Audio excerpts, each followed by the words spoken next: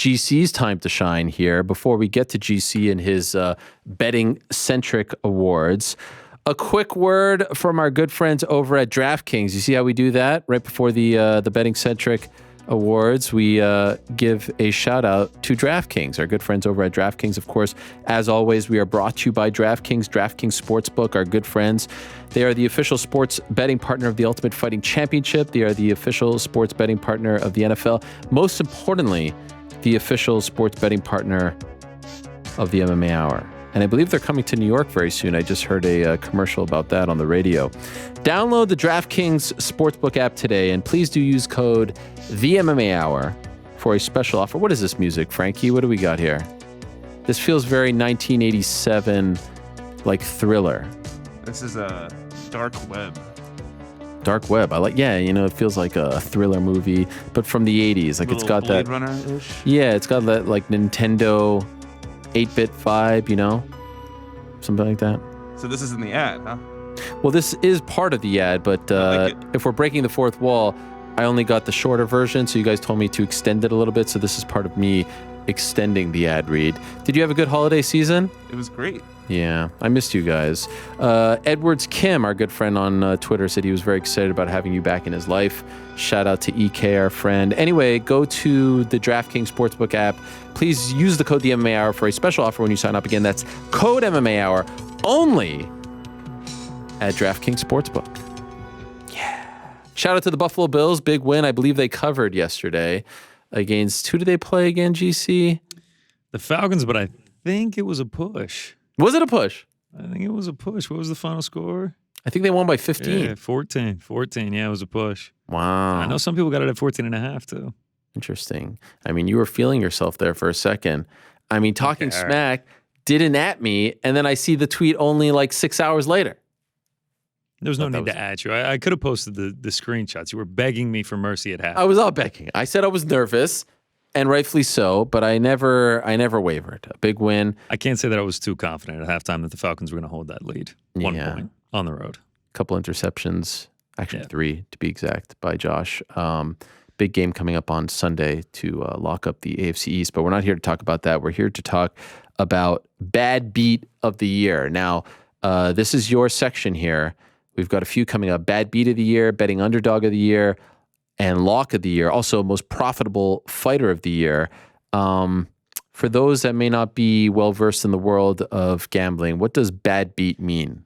Yeah, so a bad beat is kind of when it looks like you're going to win the bet. When it you start thinking in your head, you're starting to count the money that you're going to win. I mean, it's really looking like you're going to win, and then something happens and you don't win. So, if it was in football, it's a defensive touchdown with no time left on the clock, and you don't cover anymore. If it's basketball, it's a meaningless three-pointer at the end of the game, so you don't cover anymore. Something like that, the sporting world that isn't betting probably isn't really thinking about it at the time, and it has a huge effect on the spread or over-under or something like that.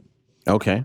So it's kind of like a winner gets just stolen out of your hands. I often see it on the Scott Van Pelt Sports Center. They do that. Yeah, right? He does the whole segment there. Yeah. I mean, it's he's popularized the idea of bad. Did he come up with that term?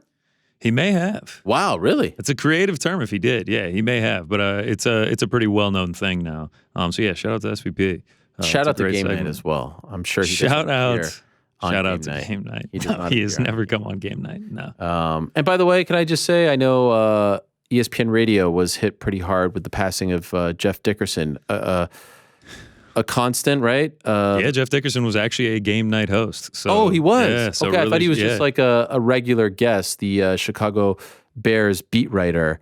Just a horrific story, finding out about his passing. Horrific. A couple of years after the passing of his wife, and they have a son, I think 11 years old, Parker, and this incredible thing. I mean, of course, everyone would rather him, still be with us, but this incredible show of generosity by so many people in the NFL, but also outside of the NFL as well. And last I checked, over $1 million. Yeah, it's incredible. Was raised in his honor for his son Parker, and the Bears donating, and the Cubs donating, and all the owners. I mean, it was just an incredible thing. Did you know him? Did you ever work with him? Yeah, I worked with him on Game Night a bunch actually. Yeah, so it was a really. I'm sorry.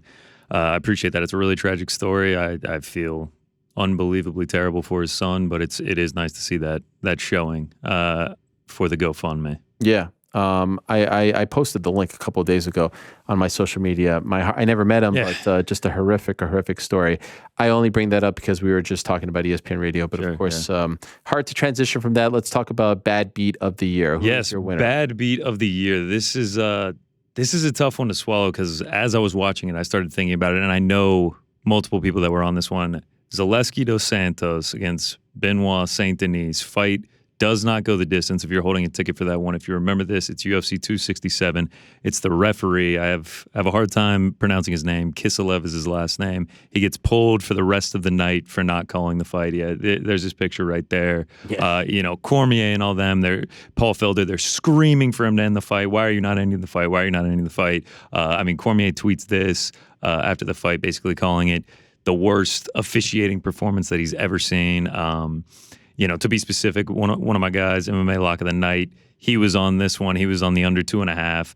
It looked like a certainty that this fight was going to get called short. It was a minus 180 bet. I think it was minus 150 for the under 2.5. So that for me, when it's not even in control of the fight, it's actually in the control of someone else's hands, taking the winner away from you. That is my bad beat of the year.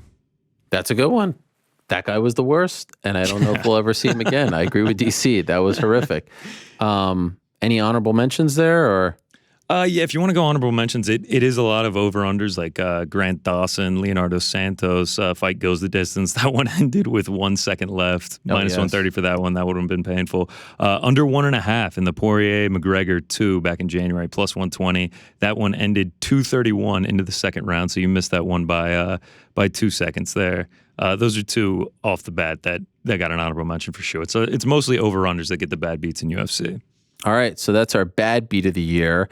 The next category is betting underdog of the year. Yes, betting underdog. I guess you could also call it the betting upset of the year because it is different than the upset of the year. A lot of people are automatically going to think this is Juliana Pena. It is not. Wow. We are going to Bellator 271, the curtain jerker. I was actually a victim of this one right here. This. Ethan Hughes gets it done over Mahmoud Fazi Sebi. He closed average odds, according to Best Fight Odds, at closing plus 759, as high as plus 900 at some books. He killed all of my parlays that night, just completely washed me. I probably would have finished the year up more units had that not happened. But yeah, he just dominated Sebi from the jump. He made it look easy. He got a finish. And anytime you're cashing at plus 750, plus 900, it's going to be hard to top. So Bellator 271, the curtain jerker, Ethan Hughes is the betting underdog, betting upset of the year. Bellator had a stretch there where there were a few big upsets, right? Yes, those, I don't have any honorable mentions other than Juliana Pena, but those Bellator cards can get incredibly dangerous with... Big Tuna? Yeah. Ben Parrish? Yeah, Fazi Sebi was I took him at minus 550 and got juiced to minus 1,400. At that point, that's you're talking lock territory. All right, so that's betting underdog of the year. Now we move along to our next category, and that's lock of the year. Yes. Explain this one to us. So lock of the year, it's not just one singular bet. It's not just one bet that you were I know this is going to happen. This is a fighter that throughout the course of the year, you could depend on. You knew he was going to be able to get it done fight after fight for you. You really weren't even worried, the ultimate parlay piece, because he's probably going to have pretty juiced up odds. And for me, and I think for a lot of people, that was Islam Makhachev. He goes 3-0. He wins all 3 fights by finish. His average odds were around minus 500, minus 550. So he was a pretty sizable favorite, but you could always depend on him to throw him in a parlay. I don't think he lost a single round before he got the finishes. He was dominating. You really were never concerned about him winning. So my 2021 lock of the year, Islam Makhachev. Yeah.